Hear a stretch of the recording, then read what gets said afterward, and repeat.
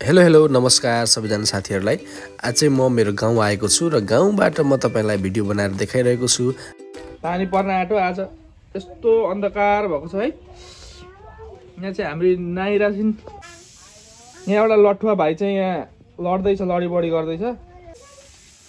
आऊ पनि भित्र पानी पर आऊ।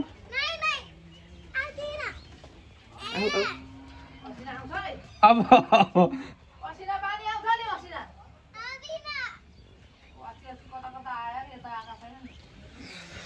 एकदम अन्धकार भएको छ है। आज एकदम अन्धकार भएको छ है। पानी पनि पर्ला जस्तो छ।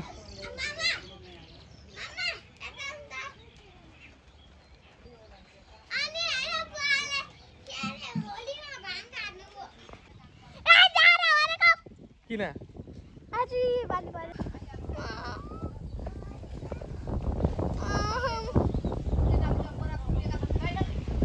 हामी चाहिँ एकदम पानी परेर होइन जाडोले मामा भाइले बसिरहेको छौँ। यहाँ कोही पनि छैन हामीलाई बचाउ। बाक्सोलाई गलीमा हाल्नु आएको थिएँ तर त्यो पनि देखेको छैन। पुरै पानी परेर है। ल आज चाहिँ एकदम डेन्जर होला जस्तो छ। हावाहुरी चल्ने समय पनि हो यो चैतको होइन। चैतको हावाहुरी सँगै पानी पनि पर्यो भने एकदम डेन्जर हुन्छ।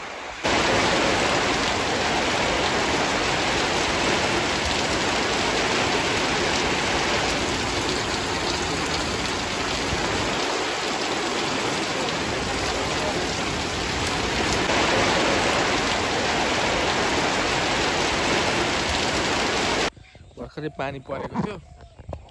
पानी मजाले परेपछि अहिले चाहिँ पानी रोकिएर मौसम पनि खुलेको छ। एकदम आनन्दको हुन्छ यो गाउँमा होइन। गाउँको बसाइ, गाउँको वातावरण, गाउँको हावापानी, यहाँको छरछिमेक, वल्लो घर पल्लो घर सबै कुराले बस्न त गाउँमै रमाइलो। बस्नुपर्ने ठाउँ त गाउँ नै हो जस्तो लाग्छ होइन। सहरको हावापानी, त्यहाँको वातावरण हेर्दाखेरि चाहिँ गाउँमै बस्नु जस्तो लाग्छ होइन। यही हो मेरो गाउँ चाहिँ।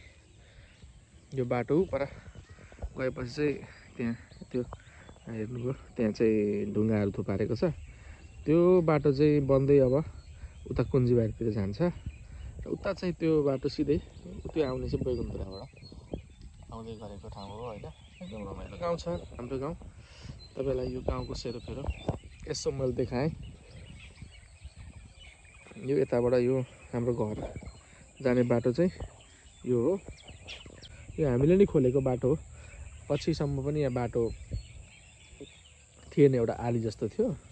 यसलाई हामीले खोलेको। यो करिब 60 सालतिरको कुरा होला।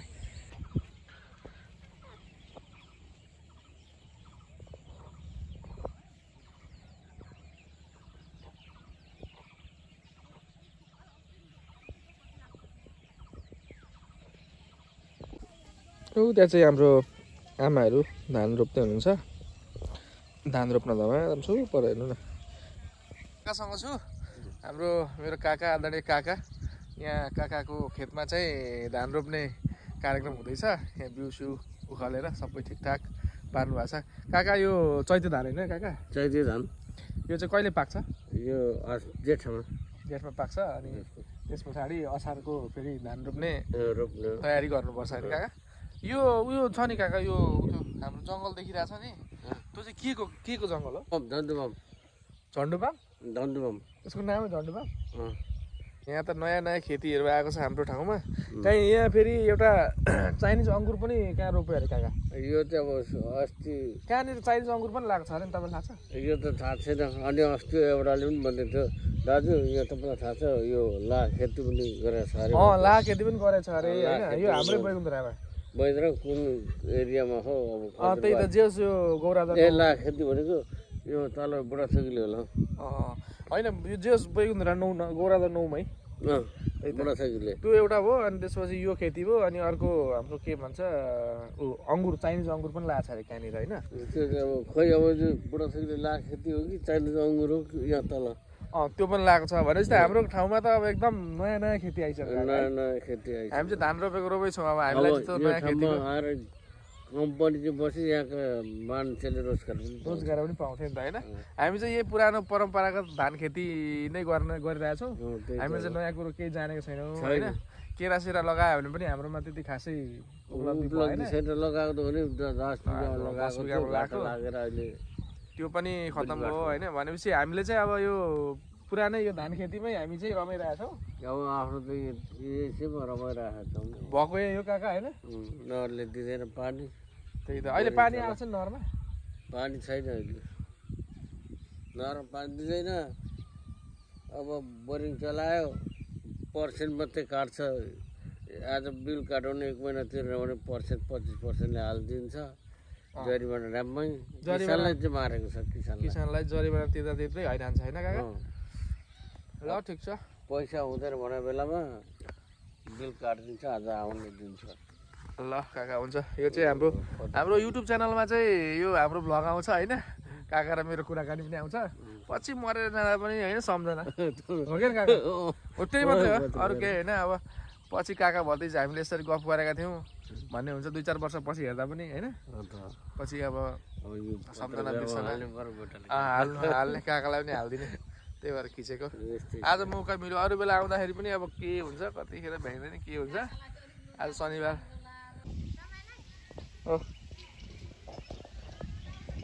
ल रामले खतरा हान्दै यार मान्छे हेर्दा मात्रै सानो रहेछ है गोल त खतरा हान्थ्यो मस्त फुटबल खेलिरहेको छ नि यो टिकारामले कस्तो हान्दो रहेछ ल पावर हान्द ल खतरा ल अब गोपालको पावर जम्मा 2 जना मात्रै खेलाडी रहेछ नि यार अलि 4-5 जना 6 जना भए पो मजा आउँछ आज शनिबार केटाकेटीको खेल्ने दिन यिनीहरू चाहिँ हाम्रो गोविन्दकी छोरी एउटी चाहिँ हाम्रो नवराजकी छोरी यहाँ नवरताकी छोरी यहाँ छ एउटी मेकअप गरेर यिनीहरू हिँडेका कति राम्रो राम्रो भएको छ नि त मेकअप गरेर ल कसको घर बनाएको अरे तिमीहरूको ए अनि पञ्च खोइ सकायो कि त अनि त सघाउनु पर्दैन त चाहिँ खेल्न कुदे गर्छस् भन्न पानी परेन नत्र भएदेखि यिनीहरूको घर बनाउने पनि गाह्रो थियो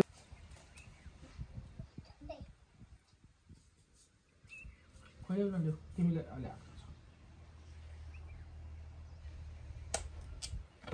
उखु खाना आँटेको होइन भान्जी र म घर उखुमा बारीमा गएर एउटा उखु लिएर चाहिँ आयो होइन लास्ट